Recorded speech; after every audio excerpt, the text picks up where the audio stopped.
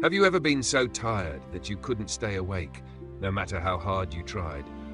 What if one ordinary moment, just a slip, just a mistake, could change everything in an instant? And what does it mean when life itself is restored in a way no one can explain? It was a quiet evening in Troas, the kind of evening that didn't seem destined for anything extraordinary. Believers had gathered together on the first day of the week. They came to break bread, to share fellowship, to listen. And Paul was there. He was preparing to leave the next day, and so he spoke to them. Not briefly, not casually, but with intention. His words stretched into the night, filled with meaning, urgency, and care. This was not just another message, it was a farewell of sorts. The room was filled with lamps. Their flickering light illuminated faces, casting soft shadows against the walls. It was warm, crowded, and still. Among those present was a young man named Eutychus. He sat on a windowsill. Maybe he wanted fresh air. Maybe the room felt too full. Or maybe he didn't expect anything unusual to happen. After all, this was just a gathering, just another evening. But as Paul continued speaking, the hours passed. Fatigue crept in. Eutychus began to feel it, that heavy pull of sleep that slowly takes over. His eyelids grew heavier, his focus faded. The words in the room became distant, almost like a gentle hum. And then he fell from the third story. In an instant, everything changed. The calm of the room shattered. People rushed down, hearts racing, fear gripping every step. What had been a moment of listening turned into a moment of panic. They reached him, and the worst was confirmed. He was dead. Think about that for a moment. 1 second, he was there. The next, he was gone. It didn't happen because of rebellion. It didn't happen because of sin. It happened because he was human, tired, limited, fragile. And in that moment, grief filled the air. But Paul did something unexpected. He went down to where Eutychus was. He didn't hesitate. He didn't stand at a distance. He didn't let fear stop him. He bent over the young man. He embraced him. And then he said something that must have sounded impossible. "Don't be alarmed. He's alive." Alive? How could that be? Moments ago, there was no life. Moments ago, hope seemed gone. But now life had returned. God had done what no one else could do. Eutychus was raised. The silence of death was replaced with breath. The stillness was replaced with movement. The impossible became real. And then something even more surprising happened. Paul went back upstairs. He broke bread. He continued speaking. Life resumed. At first glance, this might seem strange. Why return to teaching after something so dramatic? Why not stop everything? But maybe this revealed something deeper. For Paul, the miracle was not the destination. It was part of the journey. The purpose was still the same: to strengthen, to teach, to build faith. And so he continued. They stayed together until dawn, talking, sharing, being present.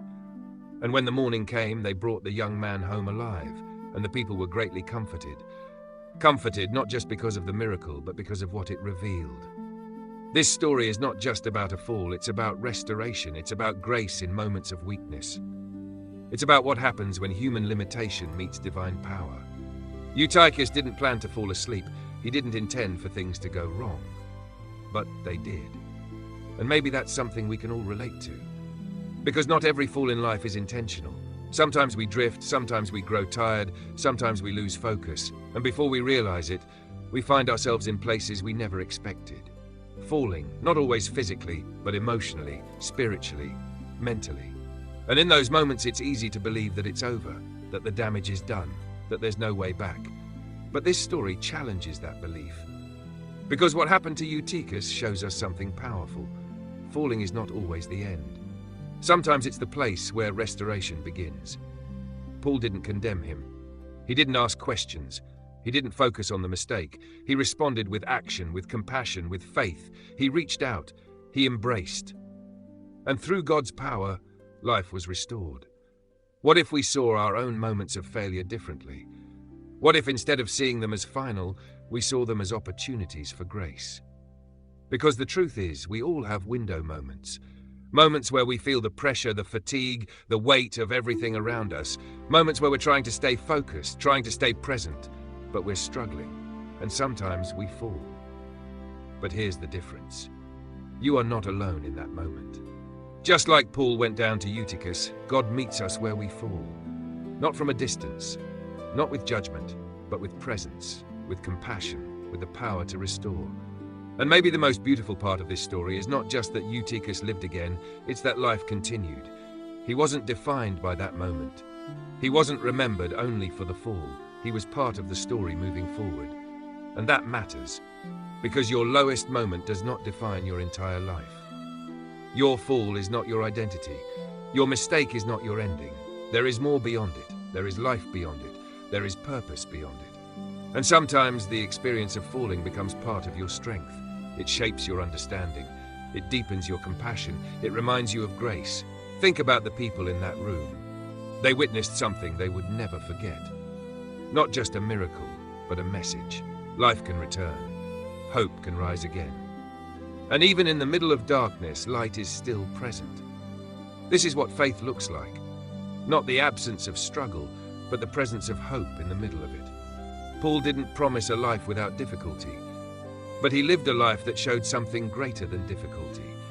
A life grounded in trust, in purpose, in the belief that God is at work, even in unexpected moments.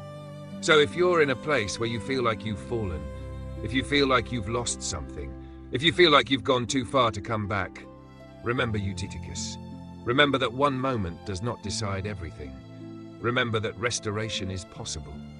And remember that sometimes the story doesn't end where you think it does. It continues, with new life, with new perspective, with a deeper understanding of grace. So don't give up.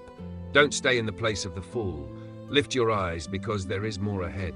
There is still purpose, there is still life, and there is still hope. Thank you for watching this video.